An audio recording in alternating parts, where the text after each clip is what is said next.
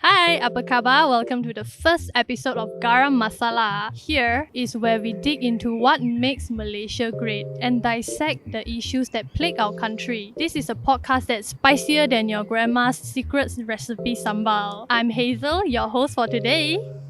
And I'm Ortu, co-host, and welcome. So, Otu, do you think it makes sense that we kick off this episode by talking about our Ibu Kota, Kuala Lumpur?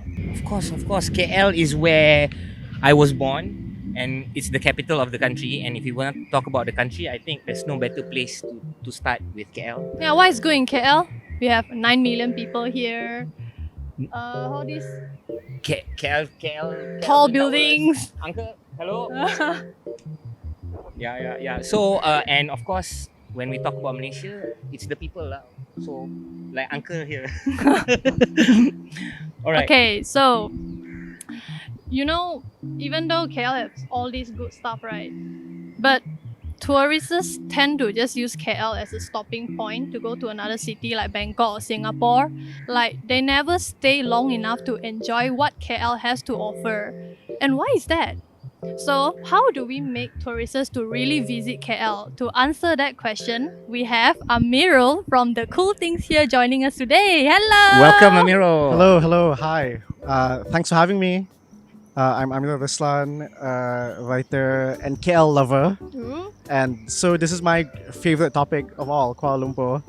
So being able to talk about this and aggressively share all my obnoxious opinions about Kuala Lumpur is something that I'm extremely pleased to be doing. Okay, so to get things going, why don't y'all start off by saying one thing you love the most and one thing you absolutely hate about KL? Amirul can go first. I love that KL is not an easy city. KL is the kind of city that you fall in love in spite of all the problems. You have to be someone who loves hard mode in your games to love KL. Because if you wanted an easy city, go to Singapore. If you want instant fun, go to Bangkok. Kuala Lumpur is the city that rewards you for your effort. Kuala Lumpur is the kind of city where if you can show that you're willing to put in as much interest and love into Kuala Lumpur, you will get so much back. And you'll get so much more back compared to, many of our other wonderful neighbor cities. And you can also use it as a stopping point to explore everything else and go back to KL and then realize oh yeah, KL's the best. But what I hate about KL... Wait, why is Singapore easy? I mean, Singapore is a city that has thrived on making itself a city where there are no obstacles. You want to start a business, snap. Same day you can do it. You get there, you know exactly what to do. Marina Bay Sands, you go to Orchard Street. Everything has been laid on a plate for you for a city like Singapore. It's like if you go on a vacation, Singapore is the tour where you follow all the aunties on the bus. Okay, pukul 2 we will stop here, then 2:30 we will lunch, then everything. But KL is more you have to I think, yeah. I agree, KL is hard. You have to build a relationship with KL, but you will be rewarded if you put in effort for the KL relationship. pun ada tourism. Of course, tapi dia tak ada, okay, what is the best thing to do in KL? If you ask 10 people, there will be 12 answers. Absolutely, yeah. Yes. In fact, I think the relationship with tourism that KL locals have is that any tourist asks what should I do, and not only do you get different answers, the answers are all over the place. Yes. It's not the set routine. And everyone believes their own answer. Everyone believes their own answer. If you ask a simple question okay, where to get the best nasi kandar, there will be fights.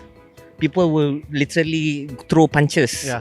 And most people will just put you in a car then drive you straight to Penang, because they'll be you can't have good nasi kandar in KL, come on. Yeah. Which is wrong, by the way. You can have great nasi kandar in KL. We're in Chowkit. Some of the best nasi kandar is just around the corner. Yes. Sadam. Okay, what do you hate about KL? I hate that KL is a highway-centered city. I hate that KL is a city that sort of assumes by default you must have a car. Recently, I've stopped traveling by private car, I cycle and take public transport only and walk. And it works for me, but it's not something that can work for other people, because now you have to accept that what is normally a 25-minute walk, a 25-minute drive, becomes like a 4-hour walk plus LRT plus, like, maybe you can shorten it if you cycle, but then you're looking for like a place to park your bicycle and stuff like that. So I hate that KL is a city that's so dependent on parking, so dependent on driving, and so dependent on this like illogical network of concrete that we call our like many highways. Or two? Okay, so we'll start with both of what we love first, right? Okay, so I think KL, the best thing I love about KL is the people, right? One is people don't care, right? They only care if you care. So if you just go to any KL, macam like the uncle just now, right? If your uncle come here lah, kita isap rokok ke, he will stop by and I will isap rokok with an uncle and he won't care and he will tell his life. I will share my life. So I think mostly the thing I love about KL is the people, and of course second is the food lah. But the thing I hate about KL is basically because it's KL. It's a love-hate relationship lah. So let's leave it at that because it will be a long answer. What about you? What do you love most about KL? I love that KL is convenient. I guess it's like the only state that has LRT, right? Yeah. Yeah, that's why. Like you go other state, transport-wise is quite mafan lah. You have to drive and all. So KL got LRT and all. Nice ah. Free bus some more. So love the free buses. Keep it up, DBKL. Okay, so what do you hate? What I hate ah. What do you hate? I hate that the traffic is like so scary. Scary Like, as in? I only dare to drive in Malacca, but you ask me to drive to KL. But Malacca is all one way, right? That's crazier than KL. But I do agree that KL drivers are dangerous animals that need to be monitored and controlled. You are born in KL. So yes, I am from KL, but I was born in KL. I was born in the inner city, which I think is a flex that I like, because like so many of my friends are like, oh, Pantai Hospital, like Bangsa PJ, whatever. I was born in Pudu, okay? You know, Aku lah lahir kat deep- pantai deep bro. in the city. I'm also from Pantai, Malacca. yeah. Oh, Melaka. Pantai Melaka. Yeah, I was born in Bukit Bintang / Pudu, in a Chinese hospital, which is very unusual for a Malay boy. And then I grew up in a downtown. I grew up in Kampung Pandan, which is like essentially one of the earlier like flat settlements of KL. Today we only really think about it when you think of like you know, the Royal Selangor Golf Club. Okay. And RSGC.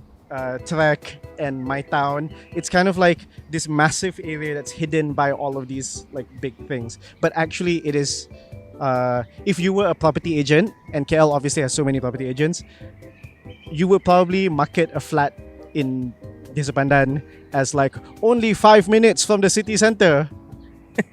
Yes. KLCC views. 10 minutes to KLCC, yeah, correct. Yeah. So Hazel, you said you're from Melaka, right? So what is the biggest difference from KL and Melaka? Because both are cities. What do you think is the biggest difference between KL and Melaka, other than transport or public transport? Malacca is like extra hot. I don't know, is it because the area that I stay in, like I just stand still and do nothing, I can still sweat. But that's true with KL, what? KL, not really. I don't know. I think there's used- moisture here. Yeah. But I'm good. I wore the Wait, dress. but I want to ask Amirul, like, do you know why your mom chose to give birth to you in a Chinese hospital? So there were like family reasons for that I'm not going to get into, but yes, for a specific reason it had to be in Chinese maternity hospital in Pudu, because there was a specific doctor that they were like working with to produce me. It worked out for them, I think. So but yes, I think I'm really glad, like I have a sister who's 1 year younger than me, and she was also born in that same hospital in Pudu. But I have a sister who's like much younger, and no, she's like Pantai Hospital, Bangsa. So yeah, I get to flex that I'm the inner city like But Orang dalam KL. You were born there, but were you staying there as well?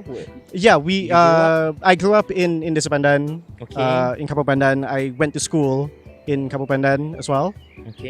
which was like, honestly an experience that I really love, and I would not change the fact that being an inner city KL kid, and with its like various quirks, pros and cons, but I think being from inner KL has given me, I wouldn't say like credibility, but I know KL a bit deeper in the areas that generally get overlooked because you're taking Akleh to go from Ampang to Bangsa. Yeah, because or- otherwise it would be just 45 minutes on the road. bro. Yeah, otherwise you're in traffic, you're on like Jalan Jelate, Yes. and then like 20 motorcyclists are trying to like nudge you to the left lane or whatever. Okay, so you were born in Desa Pandan, grew up there. Yeah. An inner city kid, right? What did you experience in those early years in this Desa Pandan in the inner city that made you love KL so much? Well, growing up in the 90s as a young Malay, middle class boy in Kuala Lumpur makes you realize that there was a certain like hopefulness associated with the 90s boomtown years of KL. It felt like you were really on the ground floor of this city that was becoming from just like Ibu Kota Malaysia to like possibly a major city in the world. Like suddenly our like ringgit spending power was quite good. Like people were talking about like Asian tigers, and it felt a lot like being Malaysian was more than just like small Desa Pandan, and instead like KL is like a city that people talk about, and like later obviously with like all the like the twin towers and Sepang and the international airport, like we got a bit more visibility. But I think experiencing that era of like hope and sort of like feeling a bit like self-important because KL was getting a bit important was like made me really identify. I was like, it's like when your sports team is like doing very well. Yeah, understood. It's like Manchester United winning everything in the 90s. Not anymore, by the way. Is that what sparked your interest to start doing content where you look into unknown places of KL? So I run a short video platform called thekulthings, which is on TikTok and Instagram. I essentially explore KL on foot, on a bicycle, and I experience KL in a different way from other people because I'm not driving and looking for parking and taking a highway. What inspired me to start making content about KL was just my overwhelming love for KL and how I really wanted to share that with my friends from overseas, friends in KL, so that I can tell them like come to Cheras, come to Chowkit. Like because people when they ask people when they have friends from overseas, right? Jom pergi naik menara KL, jom Yeah. pergi KLCC, pergi tengok aquaria. Yeah. But when you should have, okay, let's go to PJ. There's this auntie who sells Indian food in a house. Yeah. You know the name of that? is that like the something mess?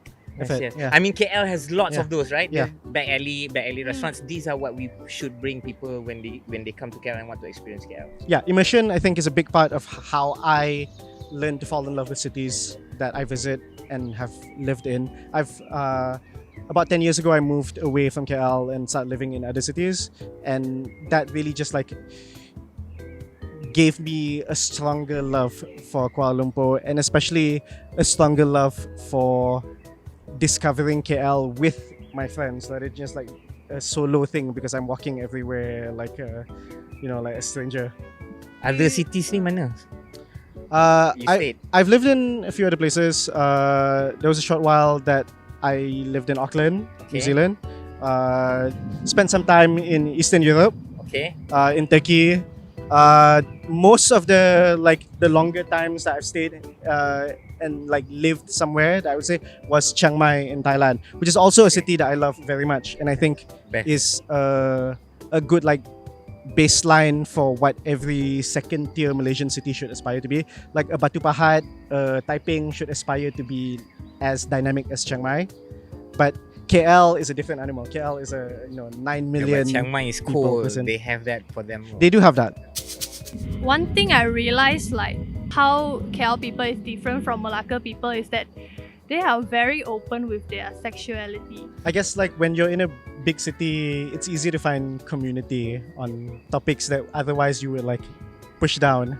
KL has a deep and really fascinating history that has not really been documented about like KL's like queer culture, and of course it's an ongoing battle. But KL is definitely the city where people can express themselves more. You don't do that in Gua Musang, Sijangkang. Yes. Okay, so then the question would be, since you've been all over the world, right, and you love KL so much, what do you think are the quirks, the personalities of perangai orang KL ni that is uniquely KL? I think there's nothing that's uniquely KL, but there are definitely some habits among Malaysians that KL reinforces or exhibits more. They have that big city sort of like I'll leave you alone if you leave me alone thing. Kind of like New York kind of thing. Kind of like New York, yeah.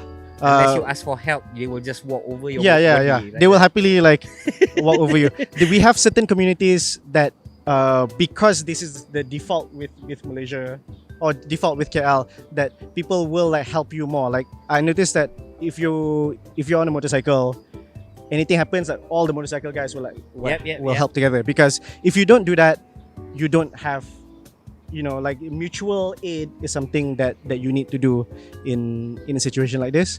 And I think KL is actually little pockets of different communities of people who just happen to be in this big like overwhelming city. I think to comment on why KL is a bit different than normal Malaysia, dan macam tak apalah, tak payah cerita kat orang lah, malu. So KL is more exposed, and because there's a lot of different cultures, different people, even internally and externally from outside. So I think that's why KL people are a bit more open. We do crazy things and strange things because we are exposed, I think. I think it's probably just because it's Sunway student, Okay. or like they are influenced by the people around them. Then like they tend to, like for KL young people, especially Chinese, they tend to spend more than they can afford. Like, Yeah, I mean, I do the same thing. Really? I clearly live above my means with my folding bicycle and my daily latte addiction. I guess those are like useful but like for them it's more like superficial stuff. Like they feel the need to, because people around them are like rich, so like they feel the need to like buy branded stuff to wear to show people. Okay, so I have a question for both of you actually. So especially because Hazel is from outside of KL and you inherently are KL through and through, what is the one trait that you have as someone from outside of KL embrace as part of yourself now? It's you got it from KL, but now it's part of you. And what is inherently in you that is also very much KL? So if you could go first, Amirul, what is the trait that you think that this is KL but it's also me? I think the thing that this is KL but it's also me is you either like don't care and you just like what's lumber je lah, or you have to put in the work and do twice as much effort, because although KL is convenient and we have like everything nearby, when you do point to point all these like convenient things, you end up still like taking up so much time. You waste so much time in KL. You will never get the calm, like tranquil living of like kampung living unless you're extremely rich and live in Bukit Tengku. So basically, kau susah. Yeah. That is future warning to everyone who is looking for. Yeah. It's not getting easier. For me, I think I'm strange, and I think KL is also a very strange city. I think you would agree as well. Yeah. Right? And this strangeness that I have inside me is why I love KL, because I fit right in. You strange in a good way or bad way? That's perspective. Both. To some people, strangeness is negative, but to most people, especially if they don't have to live with me, strangers is of course fun. Yeah, I when it comes to being like strange in KL is an extremely strange city. KL is a city It is. where things happen and you don't know why, because no one asks why. And the entirety of the cool things videos are based on the fact that KL is such a bizarre city where you encounter weird things that are unexplained, sometimes for many years. But because KL residents are so good at like just like living with it, you ignore something that's weird for like 30-40 years, and then people ask you like, it's just been there, like that's just how it is. And I feel like, to sort of like piggyback on the earlier question you asked, if there was a trait that I would like more people to have in KL, it's to be a bit more curious, because KL is a city that rewards your curiosity in the same way it rewards your effort and your love and your intention. But when people are so uncurious and they just like walk past everything, that honestly you deserve to like stop and go like, this is weird. Why are we in a park under an LRT track in the middle of Chowkit? Like, how did that happen? The best, bro. Oh, I could sleep Where is this there. from? Yeah. This is nice. Are there more places like this? Of course. How is it that no one knows about it? Yeah. KL is a city where I approach it and fall in love with it because I'm a curious person, because I cannot stop myself from walking in and going knock knock like, tempat apa ni? I like to joke that I'm a professional trespasser. So I just like walk in and like Penceroboh Penceroboh. professional. Yeah. Yes. yeah, I've just got too much time on my hands and I like to walk into things. A busybody, I guess. A busybody, yeah. Yes, I yeah. understand. I'm an auntie in a Melayu body. A Melayu male body. Makcik bo. Yes. I feel you. Is it fair to say that you made enough earning for you to have enough time to explore KL? To answer that question, no. I do so many things. I freelance. I also run a small publishing business in the US. All these small things that essentially allow me to have a certain freedom from living a 9-to-5 life, which is probably the main reason why. Cukup lah kau nak Yeah. isi minyak basikal kau. Yeah, exactly. Yeah, boleh polish sikit, boleh like loop the chain. But of course, I think it's the 9-to-5 life and the travel commute time in KL that makes people not curious. They're like, I have to go to work, I have to come home, I have to jaga anak, I have to makan. When you have all these piling on your plate, you can't just like wander around from Chowkit to Kampung Baru to Dangwangi. And I think KL is also very easy to just fall into that rut where you have a lane and you just follow that lane. Okay, aku naik komuter pagi, lepas tu aku pergi LRT, and then aku pergi kerja, lepas tu aku lunch kat Mi Valley, lepas tu aku balik kerja. Yeah. So you just do that, and KL is designed in, like he said, pockets, right? So kalau kau just follow your lane, you just every day you can just do the same thing and you just do. Yeah. Sebab itu tak kisah tukang. Is there any places that you discovered that like not well known that you haven't turned into content yet? Yes, there's a lot of that. Because I explore a lot more than I make content, because it turns out video editing is hard. Shout out to the chili sauce team for editing this video. I have a giant stockpile of things that I've discovered. Some of them are just like, they're not even like landmarks, they're anecdotes. Maybe they're like just like short weird stories, like why is this place named this place, why is this street like not in the correct style as all the other streets. I'm not doing this alone, of course, because there's been resources, there's been like books, academic journal articles. Every day I tend to discover that KL has weird little unexplained things, or maybe they are explained. It's just that no one has like taken 5 minutes to like talk about it. I really got rajin and started making a video a day about everything I discovered. I think I will be done sometime in the year 2027, and that's assuming I don't discover new things. So okay, then if you wanted people to be more curious about KL, right? So Yeah. then the question would be, if people are curious, they want to be more curious about KL, they want to explore and learn new things about KL, where should they go? Where would they get this information that would allow them to have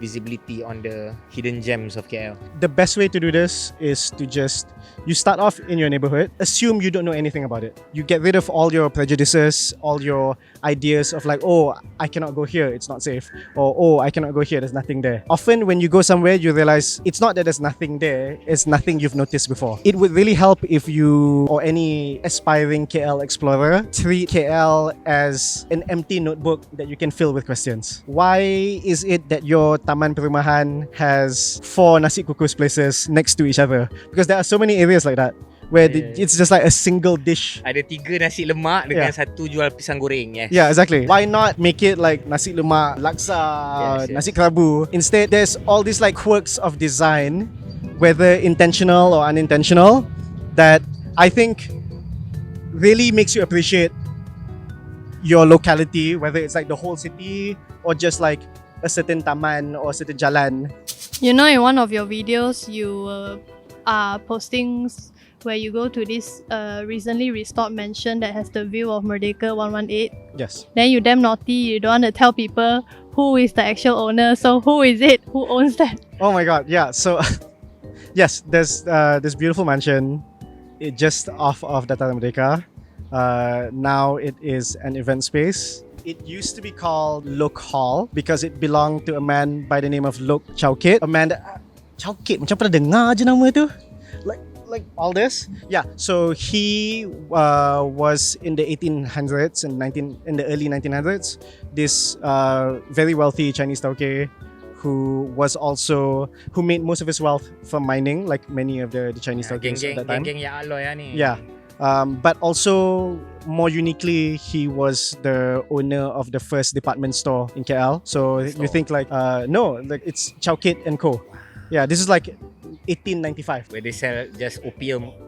Rumah Tangsi. I should have known that. Yeah. Is it Rumah Tangsi owned by the BKL now? PAM, Persatuan Arkitek Malaysia, was in charge of it for a while, but I know that it's reverted to the BKL. Rumah Tangsi is the former home of Chowkit. Chowkit as in the man who gave Sudirman a song title. Chowkit was a fascinating man, and obviously you don't get prime mansion location unless you were like one of the richest men in KL or in Malaysia. But the history of that building goes beyond just like Chowkit himself. He went on a world tour, which is very unusual for a Chinese man in the 1800s. He went to Italy, he traveled with princes, and he was just like, you know, He an was influencer. a mining billionaire lah. He was a mining billionaire. Yeah, he was essentially the Roman Abramovich of KL lah. yeah, Chowkit. exactly. Yeah, cruises, you know, that whole life. Okay, so moving on, we're gonna talk about transportation in KL. So how about transportation? Like, do you guys think KL should like move to the LRT and all change to 24/7? I would love that. That's the number one thing I'm advocating for. Are you willing to pay more tax for that? Yes, Kuala Lumpur is a city with so many lines of public transport, and many people don't know this, but several of the lines are already fully automated. Well, not automated, driverless. There's a difference there. So you don't need a driver in every train. We know this because on certain special occasions, Rapid KL will extend the times in which The operation the hours. operation hours of trains. And a few months ago, we even had one that was close to 24 hours, where Rapid KL operated on Saturday, like the normal time to top 11:30, and then did Sambung. maintenance until like 1:30, and then from 1:30 until 6 a.m. they did a special free service for the KL Standard Chartered Marathon, which was an exciting day. I am not a marathon runner, but I still went out at 3 a.m. to Jelati station just to experience KL as if it's a 24-hour city. Experience it as if it's Chicago or But New York. KL is a 24-hour city. KL is a 24 Only city. the LRT is not. Only the LRT is not. What I think Rapid KL needs to understand is there is so much like soft power potential in making KL go from like just a city with a cool MRT and LRT into a city that like transport nerds around the world go like, that's a 24-hour city. Because Hong Kong's not a 24-hour city. 24-hour public transport city. Tokyo is not. I've spent so many nights out in Tokyo where it's like 1 a.m. and then I'm stuck and I don't know what to do. And people just sleep outside the stations. And people bro. just sleep outside Yes, stations. yes. People like merayau until 5 a.m. and then they take the first train. KL could be that city, and KL would be the first or among the first in the world, but specifically in Asia. That's how KL can like leapfrog places like Seoul or Tokyo and be like, that's our flex. We're 24-hour makan, 24-hour transport, 24-hour exploring KL. I do agree with that, but when we talk about transportation, right, especially public transportation, then the question would be the final mile lah. At the end of the day, I think it's the culture of just getting to the LRT stations and getting from the LRT stations to your destination is the issue that we need to maybe rectify first. Yeah. Right. And if we do that, then of course we can have a world-class city in terms of public transport. Otherwise, susah bro. And the weather does not help lah. People are only willing to walk 800 meters je in KL because more than that, ketiak becak bro. You cannot, right? So this is one of the issues that we need to solve lah. Yeah, because there isn't many shaded area for pedestrian to walk and all. Yeah, hujan, panas, anjing, kejar semua. So I used to, when I took the LRT, I had this, if you go to Speed Mart, there's this dog biscuits tau, panjang lebih kurang about Yang 6 anjing inches. makan ke Yes, orang it's the makan? star where they chew, right? You makan? No, I eat different kind of dog biscuits, but this dog biscuits I put in my pocket. So if there are dogs chasing me, I would just break off one and then just throw, and then hey, good boy, let yang gigit, and then become kawan lah. So these are other people get chased by dogs. So I'm saying that certain things we might need to pull up before we can fully utilize the MRT for 24 hours. Yeah, I mean, like I've been saying all through this podcast shoot, KL is not an easy city. Yes. And that I think is probably the number one way in which it manifests as like not being easy. If you're not lucky enough to live within like a 5-minute walk or 10-minute walk of LRT or MRT, your options change a lot. No one can afford to take a Grab every day back and forth. Many people do that because they have no other option. They need to get to work, so they will spend hundreds to thousands of ringgit on rideshare costs. I guess we can't help that infrastructure is sort of like, I can't just move a station, be like, okay, PWTC station here, let's move it over there so like more people can live there. There's so many interests that determine planning from the top. So I think what we can do as KL residents is to have a bit more like individual activism on that. Maybe while the authorities can start building more shaded paths, we as individuals can start sharing paths that we know are like easy. Like for instance, here where we're shooting right now, if you walk under the train tracks between PWTC station to Bandaraya station, you can actually just diverge and walk 4 minutes to Dangwangi station. These are like not part of like official interchanges, but it is connected. It is close. It is a way for you to sort of like play a puzzle game with your city. And now with technology, right? For example, if you buy a e-scooter, which is like what, 400, 600 ringgit, right? You can easily travel between stations and without much effort, right? So I think now there are many ways. It's just about whether people want to or not, and of course, it's about awareness.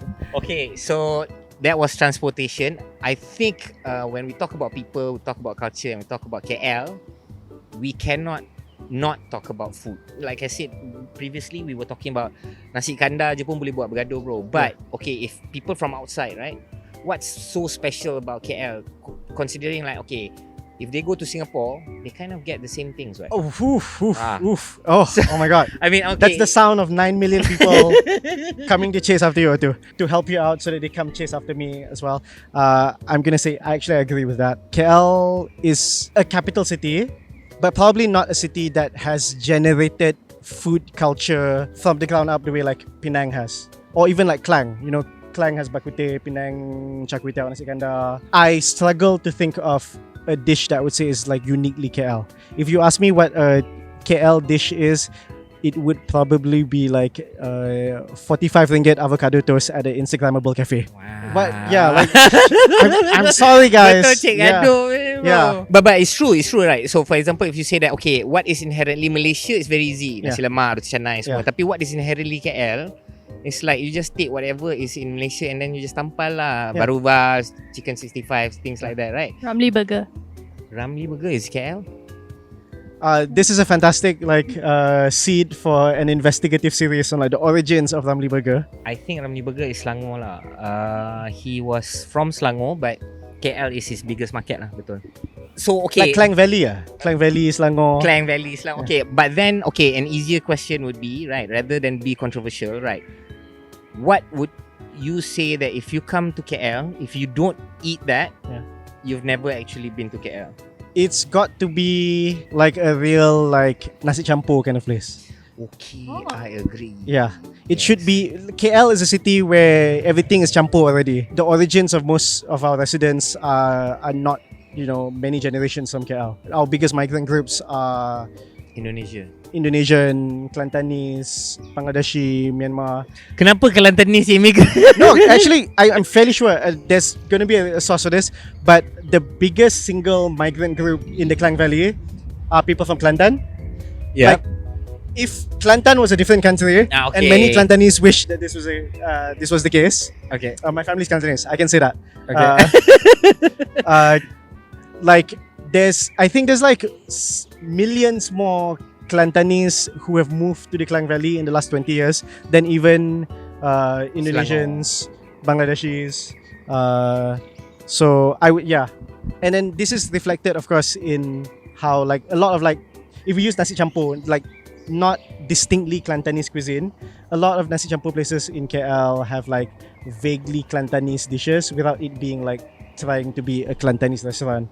Like you can get like all the usual like kuah campur, Okay. but then like ayam pecik of like the Kelantanese variety. I really like this one in Keramat AU3, Warisan Kuala. Shout out to Warisan Kuala Okay. with an E. Yeah, Kuala. Okay.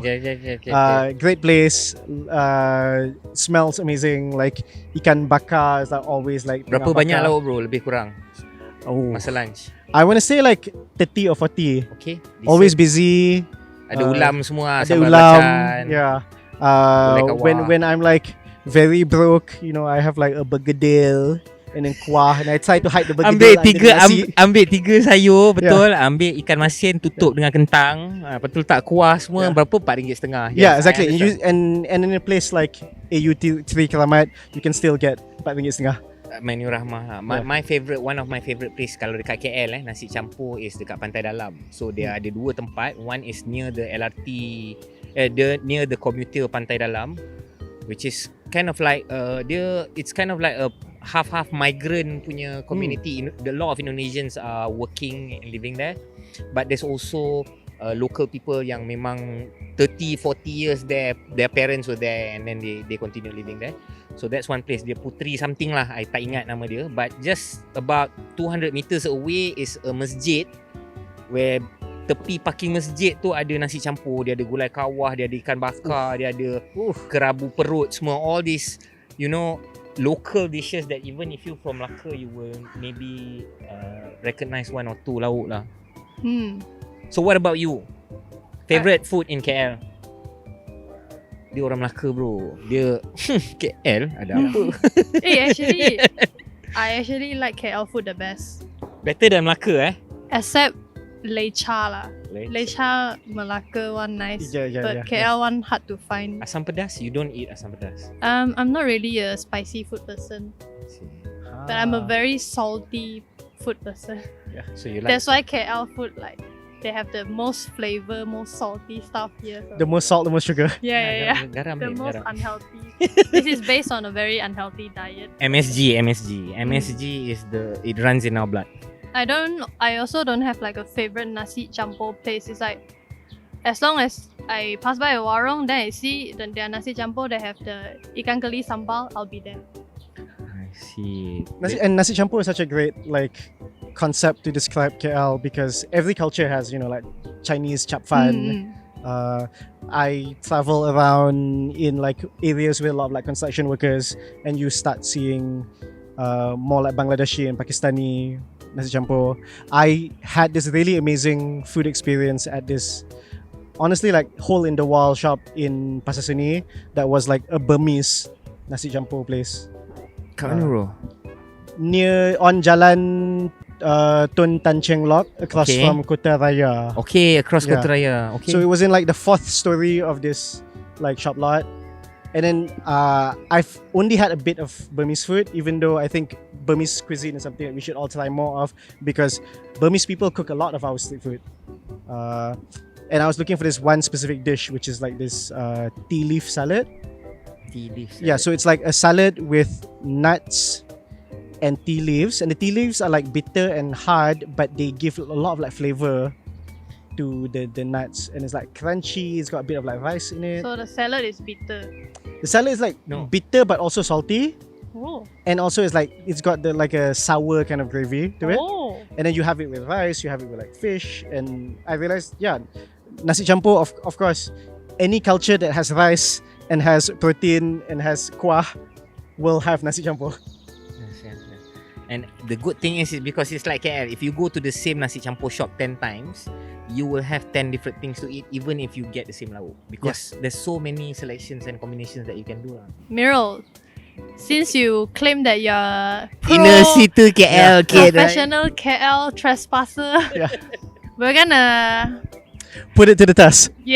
We're gonna have a quiz and there's a punishment but- for the loser. me and you are also involved lah. Yeah, of so course. whoever got it wrong, we have to eat the chili. Chili Siapa makan cili, dia rasa pedas. Okay je.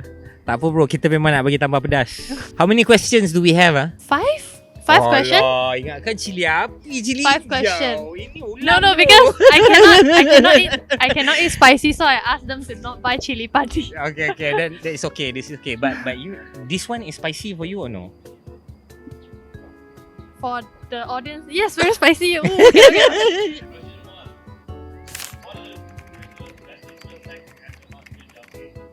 Sungai Kelang Sungai Kelang dan Sungai Gombak. Okay, I got half. So how? Makan je lah, aku makan. Sweet, right? Careful. It's This like is a, just a snack. mid-shoot snack.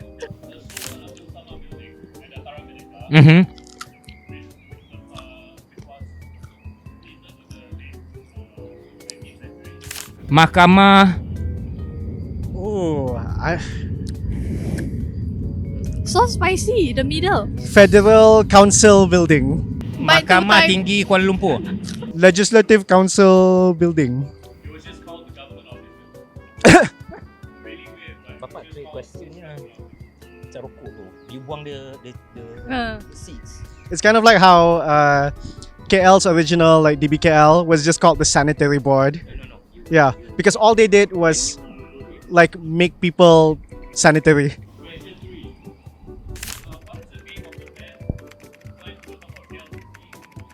Oh shit, the Spider-Man The thing. Masalah. Yes. The name of the man. The name of the man. My cousin also, he's I don't French. remember the name, bro. What? Yeah, he's French. It's like Pierre something. Jean Kejap. Baptiste. Remy. Remy. Ratatouille. Oh. Okay. Okay. Okay. B. Alain. Alain.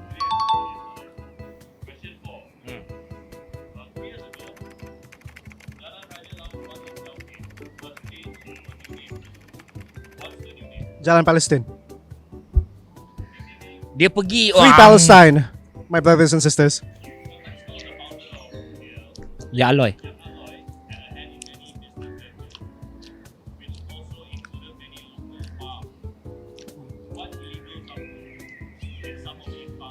Ketum. Opium. Oh, opium masa awal-awal bro. I once did a date where I took the day pass. LRT has day passes, Yes, right? So you yes. pay, how much is it now for a day pass in for So the, if you're a Malaysian, there's a 1 day pass for 5 ringgit, which actually is the best thing you could do on LRT. If you've got like a touch and go, you should just either pay for the My 50, which is like a monthly pass of 50 ringgit, okay. which lets you use all rapid KL services, LRT, MRT, monorail, as well as bus. Bus, yes. But if you don't have 50 ringgit, which I don't, shout don't. out to Rapid KL, give me 50 ringgit. Give us passes, bro. Give Yeah, us yeah, passes, yes. Annual pass, I'll take it. Yeah. 5 ringgit will get you a daily pass. Okay, so that's Even the whole tourists day. have, even tourists have like a, I think, 50. don't quote me on this, I think it's 15 for like a all day travel pass. Having a pass as opposed to buying a token or using a touch and go changes how you approach public transport, because you can now just like hop on one station. And you don't even need to think about paying. You don't have to think about paying. You see a bus lalu that you think is interesting, just take the bus. And then suddenly you're in Ampang Jaya. Suddenly you're in like Cheras Ulek. Yeah. And you're like, how did I get here? Jalan Yutan. Okay. Yeah. But okay, do we have cashless transactions on in the public transport? LRT, MRT especially. There's a move to incorporate more cashless transactions. The only service right now that would take full cashless, as in like you can use your debit card, is KTM actually. KTM is super underrated. KTM commuter will take you like all sorts of far places. I am planning a trip where I'm going to take the KTM commuter, probably like with friends. So this is like an entertaining like social Roger thing. lah bro, KTM is Yeah. my bread and butter. I used Yeah. to stay in Bangi. I grew up in Bangi. So anywhere I wanted to go outside of Bangi, we would first take KTM first lah. Because KTM takes you all the way to like Tampin, which is the border of like Melaka. Yes. And ETS now goes all the way north. Yeah. Seeing that you take public transport most of the time, like LRT and Yeah. all, is that how you found out about the Kereta Api Sarong event? Yeah, so Kereta Api Sarong is this annual event that's become increasingly popular and has been done for a number of years, where people celebrate traditional dress and wear it specifically on the Kereta Api, so on the train. It is an absolutely beautiful visual annual event that is very like locals only. This could be like a defining tourism event where people who are like public transport enthusiasts or even like travelers would come to Malaysia specifically for the 1 day. Everyone's wearing sarung and Just open booths in KL Central selling kain pelikat Yeah. and sarung. like it so could be. We just haven't connected the dots yet. However, it's become a bigger thing. I think this year they had a major like media partner, one of the big like conglomerates. How big was it, bro? Like I think I read that tourism ministry said 10,000 people dressed up in traditional dress, and it wasn't just Malaysians. I saw like old Nigerian men, like specifically hanging around wearing like the Nigerian dress, I see. which would be clothes that they would wear anyway, but now it's like blending in because everyone else is doing it. Sabahans and Slovakians wearing their dress and like doing like traditional dances. It was a great cultural exchange episode without being structured. It was just like, this is who I am. I lepak and I jalan-jalan and I will hang out with my friends. Bila ni, babe? It was in August or September, I think. So every year is the same time. Every year it's around the same time. This is like an organized event. So August It's lah. very grassroots, and now it's starting to get more commercial Traction, money yeah. and traction. But I love it. It's one of my favorite days. I have specifically been telling expat friends or friends who have just moved to KL that like today, like this Saturday, go on the LRT. Like I don't care if you like want to grab the Monkiara or something. Like include the LRT in this day. It's just gonna give you so much joy. Because this kind of event is like very interesting and like it has a lot of cultural elements in there. Do you know of any other event that is like similar but it's not well known? I feel like there are always regular sessions of markets at a lot of different event spaces in KL, and when you move away from like the typical like central market, you start to find a bit more unique like of versions of like KL retail. So like KL designers, doesn't have to be clothes. It could be like creative retail, jewelry, stickers, like design. There are weekly markets in places like Publica that people have just like accepted as like part of their regular lives, which is just like an atas pasar malam when you think about it. But speaking of like unique experiences, one like increasingly touristy, no, not touristy, but like an event that people are now recommending to like tourists who want to go deeper is the Wednesday night pasar malam at Taman Connaught,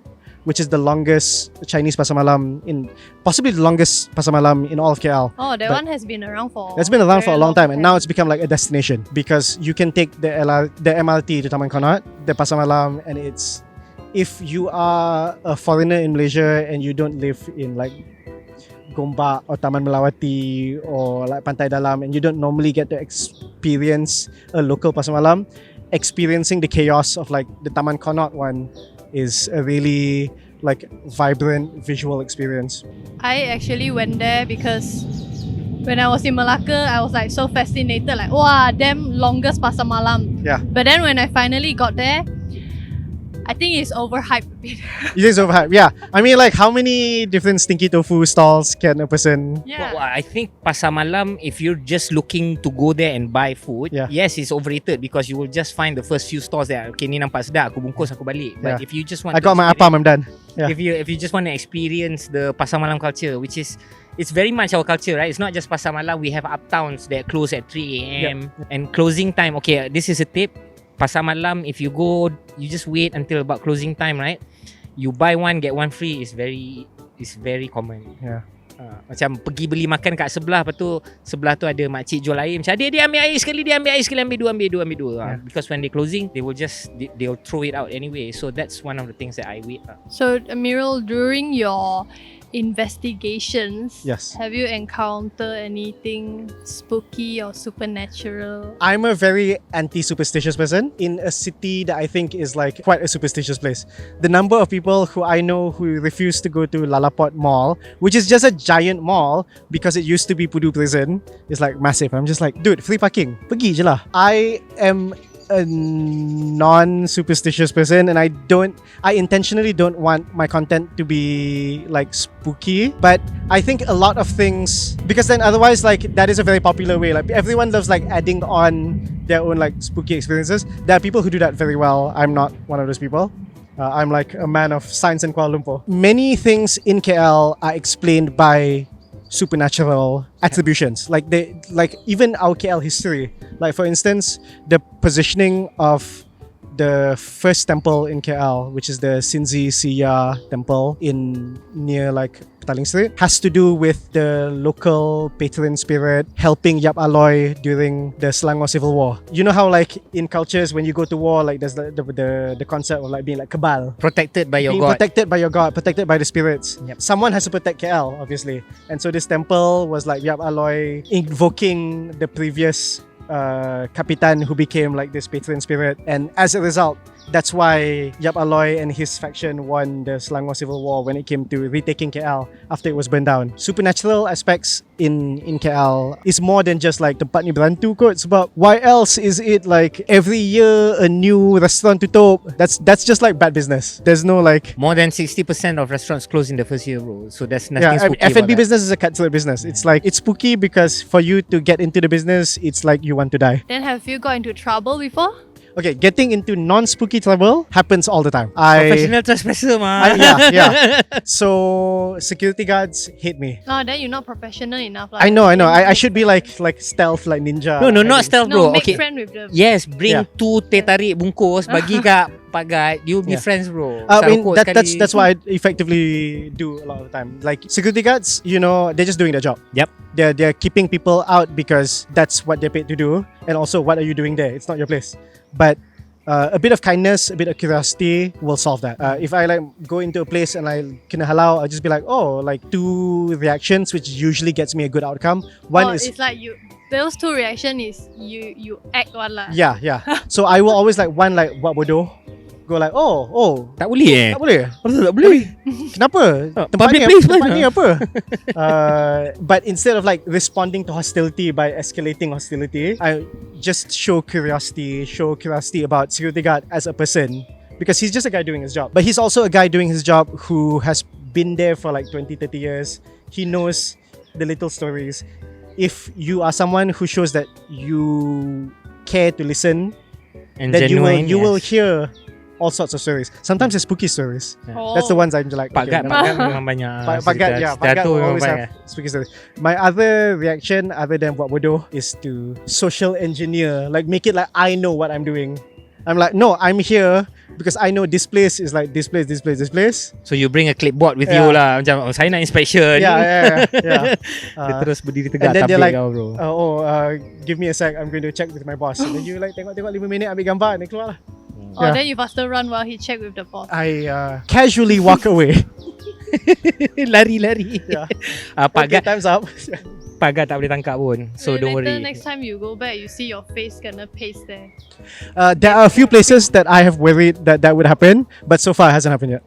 So far it has not happened yet. Okay, so you haven't been banned or from any places yet lah. I have not, not to my knowledge. But I also do this thing, and I think I do this just mostly for my own amusement. If I go somewhere that previously I've like had a bad encounter with security, the next time I will wear like a different disguise. Oh. Instead of wearing like a cap, like not wear a cap, A I'll wig. wear like a jersey with like a crossbody bag, nampak macam rider or something. Yeah, Grab. You're exposing I have a yourself lot right of now. I have a lot of Grab food t-shirts. Yeah. Right. Nanti How kita come, kau tengok. I used to be. Oh. I think when you have a rider uniform, you are invisible in the city. You can go pass through any space, especially if you're like holding something.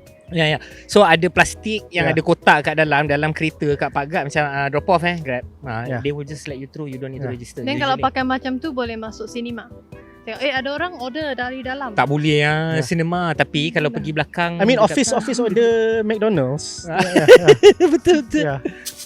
Other than outside people were trying to bring them in, right? Okay, I think I read somewhere in December alone, Malaysians spend more than 260 million in Thailand. Right? So let's not talk about people from outside to coming in, because people are coming in, right? But even here, people here are just going outside. So I think if I take from what you say, right? Yeah. Okay, so the approach number one is treat KL like you're going on a blind date with a pretty girl for the first time. Yeah. Right? Just ask questions, don't assume anything, try to find out as much as you can. Secondly would be to just not have a main objective in mind. Just okay, I just want to explore KL, and then you will find very amazing things in KL. Yeah. Right. So I think in terms what would be, other than the infrastructure, right? What would be the best thing that you say that KL has to offer to people coming to KL, whether they be locals from other states or people from outside of the country? It's the fact that it has everything. There's no city in Malaysia that has everything the way KL does. It has the most convenience, it has the most options, it has the most opportunities. Unfortunately, this also means because we are a consumption-based culture, we have the most malls, we have the most like 7 family marts in 1 square kilometer. But indulging in everything that KL has and knowing that the opportunities are endless is a good thing. Yeah, because it's there's something for everyone. yeah, something for everyone. There are layers to KL. There are layers that even I will never see because I'm not a member of certain minority groups, for instance. But acknowledging and opening your eyes and seeing that makes you recognize that KL is much more than what you think it is, even if you've like lived in KL your whole life. Okay, so there you have it.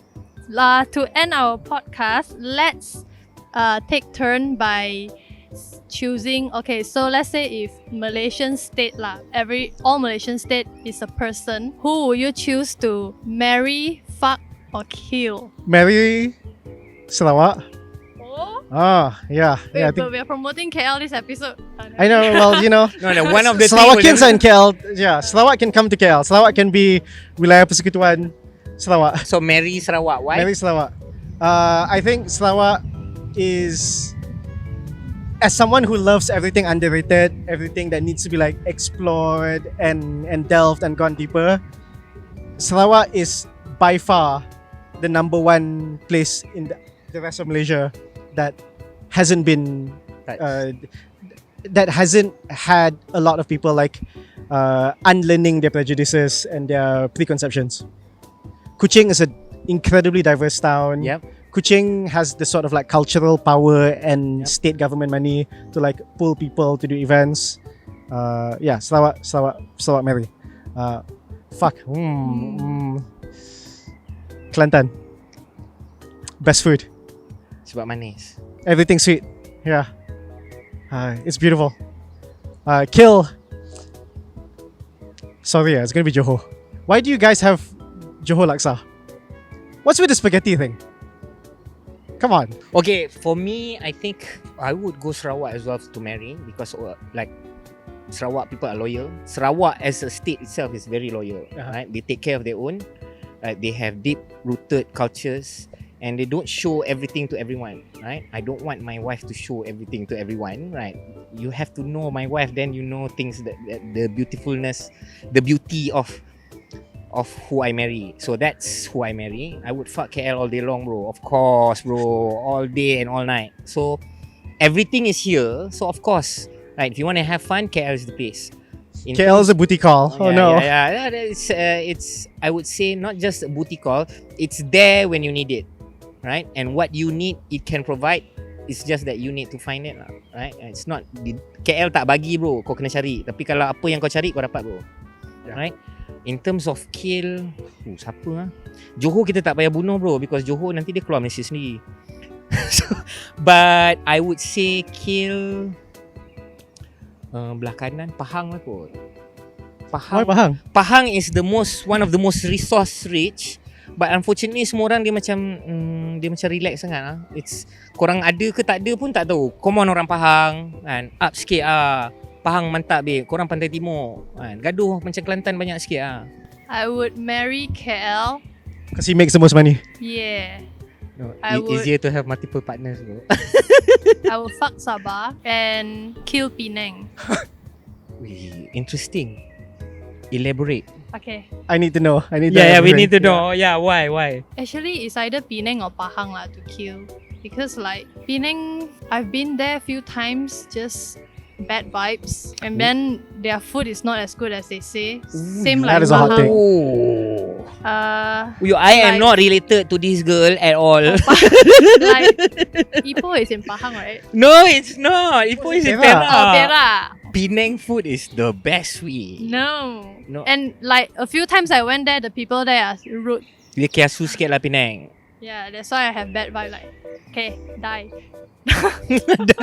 Okay. Press the button, boom. It's because I haven't been there yet, so I wanna fuck around a bit there. And find out. Okay, one night stand. Fuck around and find out. She's more KL than you, bro. Pergi kahwin dengan Sarawak lah, apa cerita.